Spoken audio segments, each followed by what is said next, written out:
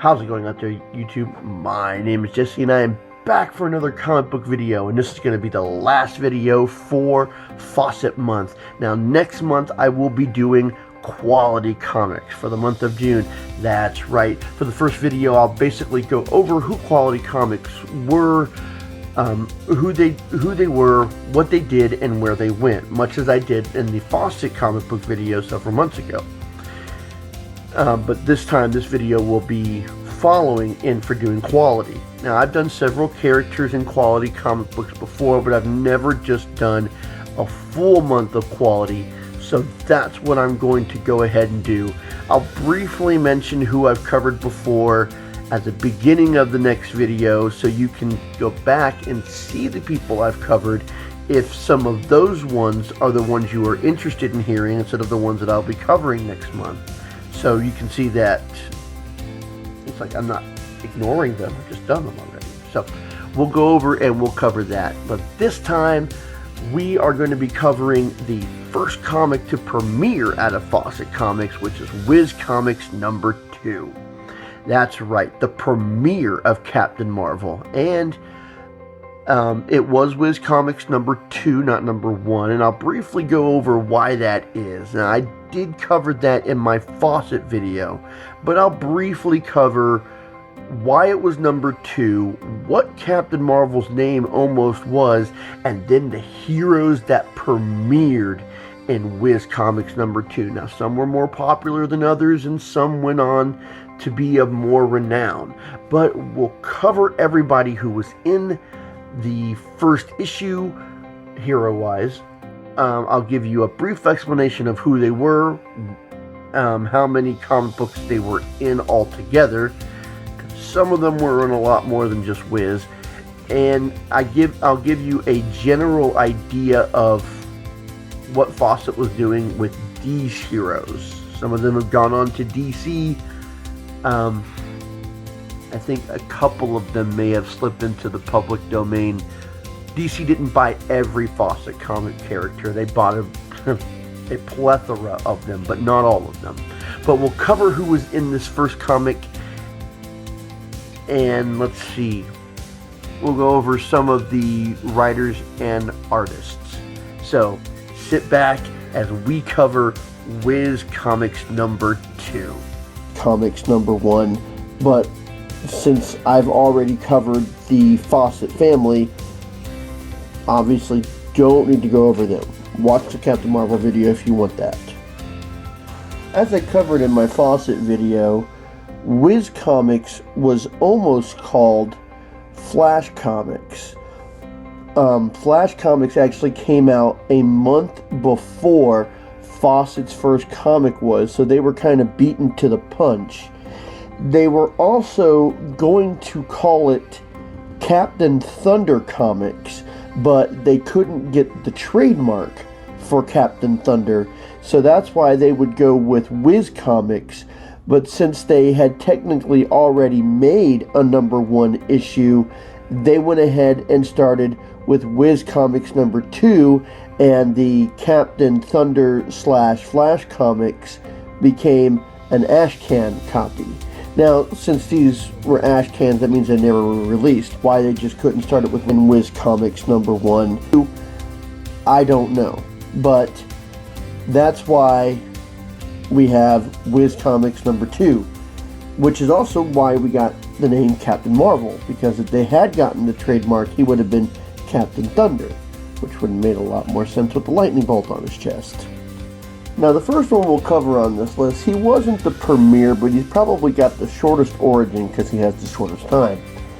We're going to go with Dan Dare. Dan Dare, of course, Whiz Comics number 2, made by Fawcett. Dan Dare was created by Bill Parker and Greg Duncan. Dan Dare was as they called him, he was a two-fisted private eye. He was tough, he knew how to fight, and he had an assistant, Carol Chews. Dan did have a couple of regular villains, such as the Bomb and the Sinister Spider. He only appeared in 21 issues of Whiz Comics, number 2 to 22. Apparently there is a British sci-fi character with the same name, not to get those confused. But that's Dan Dare, a private eye. He had a limited time, so I'm guessing his popularity was not as much as some of the other heroes on this list. Next, we'll get to the Golden Arrow. Golden Arrow, Roger Parsons, first appeared Whiz Comics number 2 in 1940. Fawcett was the creator, publisher, created by Bill Parker and Greg Duncan. Now, I'll get to this first. Golden Arrow first appeared, he appeared in the first Whiz Comics, and then would not appear until number 7, and he would appear for 60 issues. Fawcett was sporadic in renewing the rights to their characters, so they didn't renew him right away, so he was missing from a couple, and then after number 60, they didn't renew the copyrights. I don't know what the whole deal with that is. Golden Arrow would also appear in America's Greatest Comics, self-titled Golden Arrow Comics, Golden Arrow Westerns, and All Heroes Comics. Now, for the introductory story, Roger Parsons' father, Paul Parsons, created a new kind of gas for balloon travel. Now, a rival named Brand Bardock wanted to profit from the invention, so he shot down the hot air balloon and stole the gas. He would leave Paul Parsons and his wife, who was unidentified, he would leave them, he made sure that they were dead. Now, he didn't deal with Roger because Roger was being dragged off by a mountain lion. He was a little boy, and he figured that he was no threat. An old prospector named Nugget Ned would save Roger, and knowing that Bardock wanted the Parsons family dead, would keep him a secret that he survived the mountain lion. Now, as Roger was growing up, he would become very athletic and had the endeavors of an action hero. He took up archery and was particularly skilled in that. Now, the arrowheads he coated in gold, and he got this from the prospector Ned mined a lot of gold, but he would coat his arrows with the gold because Ned didn't seem interested in making money on the gold. Just as Roger was reaching adulthood, Ned would end up on his deathbed and would confess to Roger about the origins and about his parents dying and who was responsible. Roger would deal with Bardock using his characteristic weapons. He would never reveal himself as to the townspeople and would be known as the Golden Arrow. He would adopt a horse that he called White Wind, and he would go on a heroic journey righting wrongs with his golden arrows.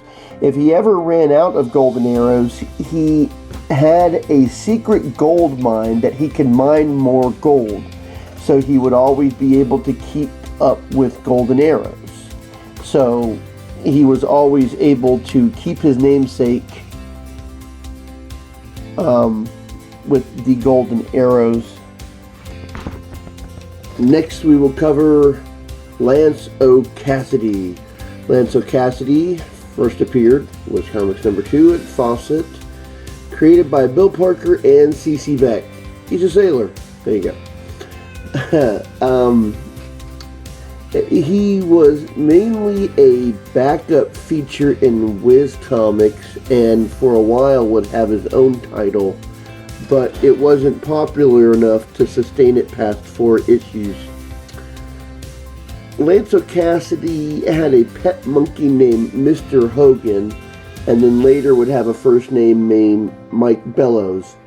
He did things that you would expect from a sailor slash superhero, or regular hero, rescuing damsels in distress, transferring cargo, sailing the seven seas, looking for treasure. A couple of times he would come into contact with the Japanese. He would appear in a number of issues of Whiz comics. He would appear in a couple of Mighty Midget comics, his own self-titled comic. He would also appear in a couple of issues of Don Wilson of the Navy. A lot of issues. There's a number of comics where he would have a single appearance, such as All Heroes Comics, Bullet Comics, Gift Comics, Holiday Comics, Masters Comics, Minuteman Comics, Terry and the Pirates. He was just popular enough to keep popping up every now and then, but not popular enough to keep his own series afloat. No pun intended. Next we'll cover Spicemaster. Spicemaster, Alan Armstrong, first appeared in Whiz Comics, published by Fawcett, was created by Bill Parker and C.C. Beck. Bill Parker is all over Whiz Comics #1. I think he had a hand in every story. Alan Armstrong is an expert pilot and wealthy playboy. He is also the confidant to Admiral Croby. A confidant is someone that you could talk to without having to worry about any of the information getting out. He was also engaged to the Admiral's daughter, Eve. Now, the Admiral thought that there were a number of spies in the Americas. So, Armstrong would put on a costume to become the Spicemaster. And he would be the one to infiltrate and find the spies and eliminate them. Now, after World War II, which would be, looks like Whiz Comics #76, he would change his name to the Crime Smasher and be known as the Crime Smasher after that. He doesn't have any powers, but he is a very adept fighter, and he uses a gyro sub, and as it states, it combines the function of an airplane, an autogyro, a speedboat, and a submarine. That is quite a vehicle. Spicemaster would go on into a number of issues of Whiz Comics, would have his own debut comics, Spicemaster, and then would also have his own comic, Crime Smasher, after that. A few issues of America's Greatest Comics, and he would have a number of one-offs, such as Holiday Comics, Wheaties giveaway, so I guess he had a comic book from a Wheaties box, Mighty Midget Comics, Spicemaster Dime Action Comics. He would appear in a couple of Xmas comics and Badge of Justice comics. So he was a little bit of everywhere in his time. Now, I do know that he did move on to DC Comics, but I'm not sure to what extent that they use him for. Now, I'll briefly go over this guy. I found next to no information on him. His name is Scoop Smith. He only appeared in Whiz Comics 2 to 6. His name was Scoop Smith.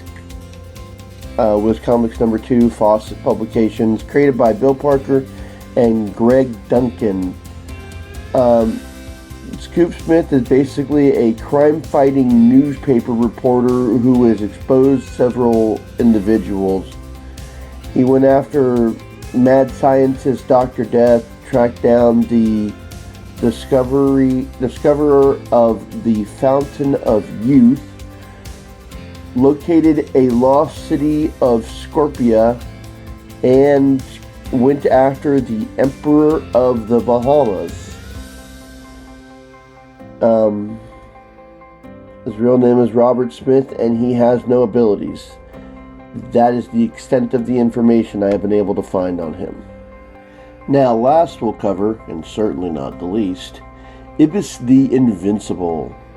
Ibis the Invincible, Prince Amatep, and I really hope I'm pronouncing that right, first appeared, was comics number 2 by Fawcett, was created by Bill Parker and Bob we'll just go with that.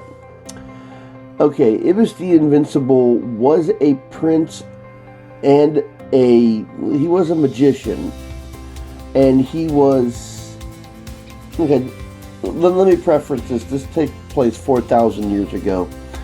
He was a prince and was imprisoned by the Black Pharaoh, who was a rival of his. While he was in prison, a member of his family would give him something called the Ibstick. This was a powerful magical artifact which would boost his own magical powers. He was able to free himself from jail and defeat his rival, the Black Pharaoh. His fiancée, the Princess Taya of Thebes, I'm probably mispronouncing that, would be wounded in battle by an enchanted arrow, so he would put her in a deep sleep that would last 40 centuries. Why 40 centuries, you ask?